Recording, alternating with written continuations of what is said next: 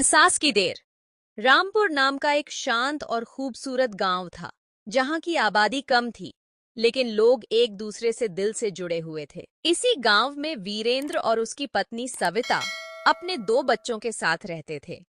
वीरेंद्र गांव के स्कूल में शिक्षक था और सविता एक गृहिणी। उनके साथ वीरेंद्र की मां कमला देवी भी रहती थीं, जो उम्र के साथ थोड़ी चिड़चिड़ी हो गई थी। कमला देवी पुराने ख्यालों की महिला थीं और उन्हें हर काम में अनुशासन पसंद था।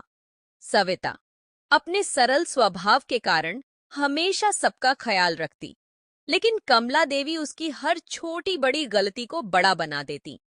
चाहे खाना बनाना हो, घर की सफाई हो या बच्चों की देखभाल, कमला देवी को हमेशा कोई न कोई कमी मिल ही जाती।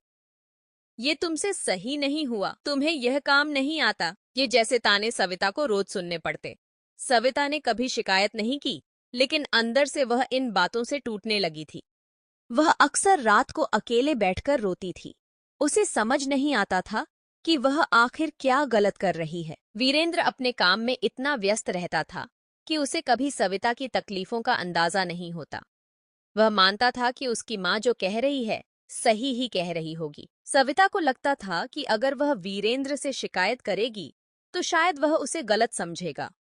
इस वजह से उसने अपनी परेशानियों को हमेशा अपने दिल में ही दबा लिया। एक दिन सविता की छोटी बहन रीमा उनके घर आई। रीमा और सविता बचपन से बहुत करीब थे। रीमा ने जब सविता को उदास और खोया हुआ देखा, तो उसने उससे पूछा, क्या बात है दीदी, तुम पहले जैसी नहीं लग रही, हमेशा चुपचाप और थकी थकी सी क्यों रहती हो? सविता ने पहले तो बात को टालने की कोशिश की, लेकिन रीमा के बार बार पूछने पर उसने अपने दिल की सारी बातें उसके सामने रख दी। उसने बताया कि कैसे माँ जी की बातों ने उसे मानसिक रूप से तोड़ दिया है और वह खुद को हर दिन असफल महसूस करती है। रीमा ने बड़े ध्यान से सविता की बातें सुनी और कहा, दीदी, अगर तुम वीरेंद्र भैया से इस बारे में बात नहीं करोगी, तो वे कभी नहीं जान पाएंगे कि तुम किस स्थिति से गुजर रही हो। तुम्हें अपनी बात उन्हें बतानी होगी।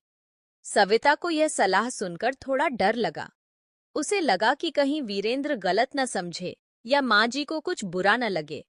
लेकिन रीमा की बातें उसके दिल में घर कर गईं। कुछ दिनों तक सोचने के बाद उसने तय किया कि अब और चुप नहीं रहना चाहिए। वह जानती थी कि अगर उसने अब भी अपनी बात नहीं कही, तो शायद चीजें और बिगड़ जाएंगी।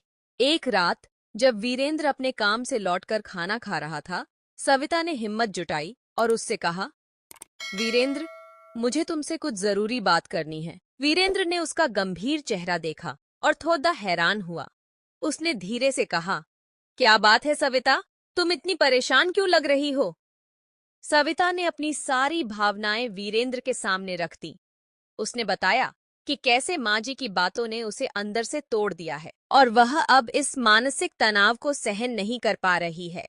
वीरेंद्र चुपचाप उसकी बातें सुनता रहा। उसे एहसास हुआ कि उसने कभी सविता के दर्द को नहीं समझा। वह सोचने लगा कि कैसे उसने अपनी पत्नी की तकलीफों पर कभी ध्यान नहीं दिया।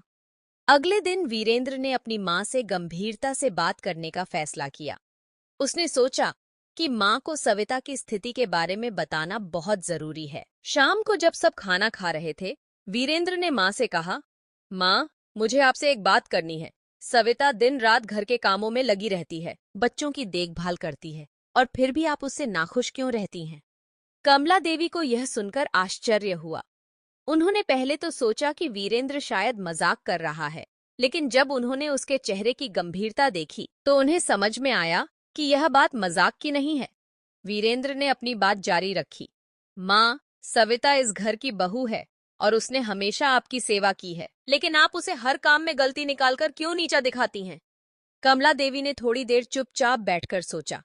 उन्हें एहसास हुआ कि वे सविता के साथ कठोर रही हैं और यह बात उन्हें अंदर से कचोटने लगी। उन्होंने पहली बार खुद से सवाल किया कि क्या उन्होंने वाकई सविता के साथ न्याय किया है?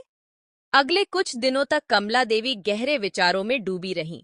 वे खुद से लड़ती रहीं कि कहीं उन्होंने अपनी बहू के साथ अत्याचार तो नहीं किया। अंततः एक दिन उन्होंने सविता को अपने पास बुलाया। सविता पहले तो डरी हुई थी, लेकिन जब कमला देवी ने कहा, सविता, मुझे माफ कर दो, मैंने शायद तुम्हारी मेहनत और समर्पण को कभी ठीक से नहीं समझा। मैं तुम्हें गलत समझती रही। लेकिन अब मुझे अपनी गलती का एहसास हो गया है। तुमने इस घर को हमेशा अपना माना है और मुझे इस बात का गर्व है। सविता की आंखों में आंसू आ गए। उसने भावुक होकर कहा, माँ, मैंने हमेशा आपको अपनी माँ की तरह माना है। मुझे खुशी है कि आप मुझे समझ गईं।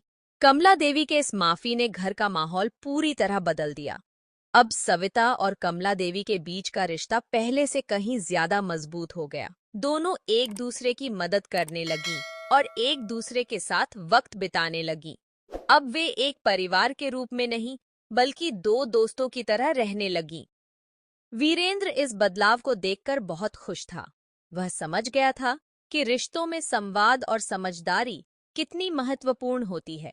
समय बीतता गया, लेकिन कमला देवी और सविता के बीच का रिश्ता और भी गहरा हो गया। अब गांव के लोग भी उनके घर की मिसाल देने लगे थे कि कैसे प्यार और समझदारी से हर समस्या का हल निकाला जा सकता है। यह कहानी हमें यह सिखाती है कि रिश्तों में छोटी छोटी बातें भी कितनी महत्वपूर्ण होती हैं, और अगर हम सही समय पर एक दूसरे की भावनाओं को समझ लें, तो हर रिश्ता मजबूत और प्यार से भरा हो सकता है।